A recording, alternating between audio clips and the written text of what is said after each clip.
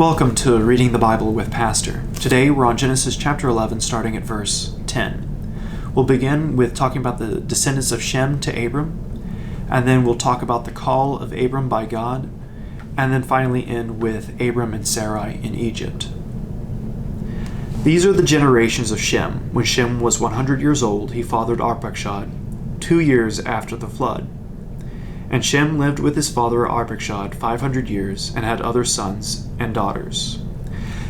This descendants of Shem, this account follows the same pattern as chapter 5 in Genesis as we read before. So we'll quickly go through these. Arpachshad fathered Shelah. Shelah fathered Eber. Eber fathered Peleg. Peleg fathered Reu. Reu fathered Serug. Serug fathered Nahor. Nahor fathered Terah.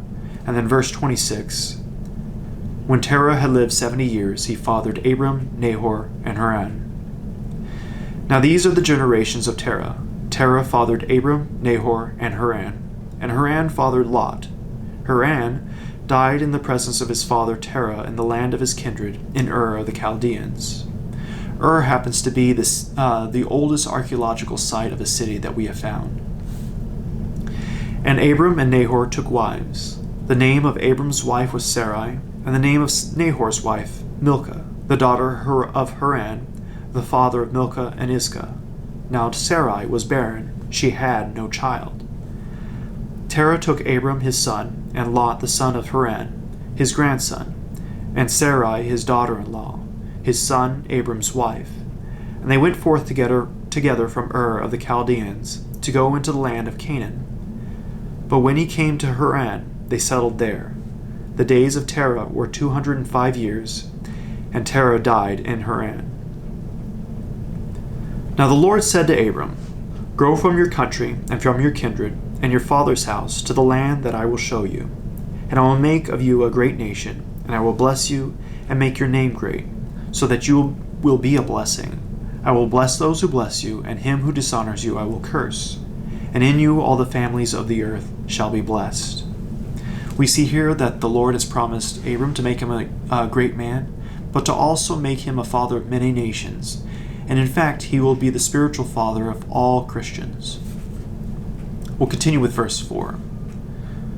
So Abram went, as the Lord had told him, and Lot went with him. Abram was 75 years old when he departed from Haran. And Abram took Sarai his wife, and Lot his brother's son, and all their possessions that they had gathered, and the people that they had acquired in Haran. And they set out to go to the land of Canaan.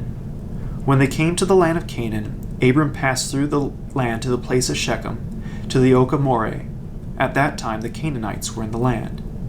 Shechem happens to be the place where, as Joshua and the people of Israel continued to conquer the land, take time to pronounce and proclaim the word of God. Then the Lord appeared to Abram and said, "To your offspring I will give this land." So he built there an altar to the Lord, who had appeared to him. From there he moved to the hill country, on the east of Bethel, and pitched his tent, with Bethel on the west and Ai on the east. And there he built an altar to the Lord, and called upon the name of the Lord.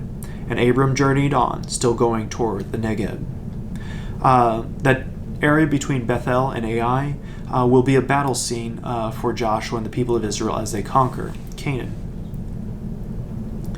Now there was a famine in the land, so Abram went down to Egypt to sojourn there, for the famine was severe in the land.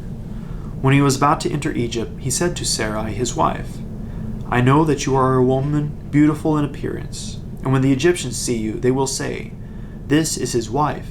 Then they will kill me, but they will let you live. Say you are my sister, and that it may go well with me because of you, and that my life may be spared for your sake." When Abram entered Egypt, the Egyptians saw that the woman was very beautiful. And when the princes of Pharaoh saw her, they praised her to Pharaoh. And the woman was taken to Pharaoh's house. And for her sake he dealt well with Abram. And he had sheep, oxen, male donkeys, male servants, female female donkeys, and camels. But the Lord afflicted Pharaoh and his house with great plagues because of Sarai, Abram's wife. So Pharaoh called Abram and said, "What is this you have done to me? Why did you not tell me that she was your wife? Why did you say she is my sister, so that I took her for my wife? Now then, here is your wife, take her and go. And Pharaoh gave men orders concerning him, and they sent him away with his wife and all that he had.